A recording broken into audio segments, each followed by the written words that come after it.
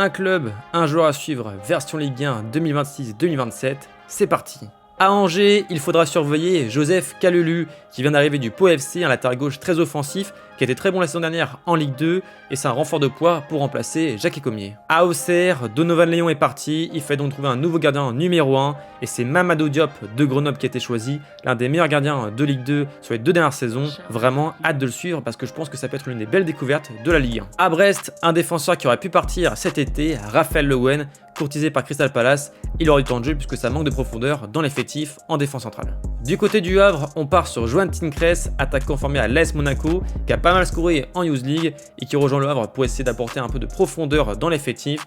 Vraiment un jeune prometteur. À 3, le Messi breton, Hugo Picard, joueur excellent du côté de l'Onavant-Guingamp en Ligue 2 qui avait rejoint la MLS et qui va découvrir la Ligue 1 en retrouvant Stéphane Dumont, le coach qui lui a fait confiance. Au Paris FC, le milieu de terrain Patrick Zabi qui avait en provenance du Stade de Reims contre 25 millions d'euros, un joueur très technique qui me fait penser à un Paul Pogba, mais franchement encore beaucoup de progrès à faire. Il a été pas mal de fois irrégulier en Ligue 2, mais je pense qu'il peut s'imposer comme un joueur très important au PFC. Du côté Strasbourg, Jacobo Ortega, attaquant formé au Real Madrid, qui sera important puisque Panicelli revient de blessure. À Nice, le milieu de terrain Xavier Junior Manza, 17 ans seulement, et qui est déjà annoncé comme le nouveau crack de l'OGC Nice.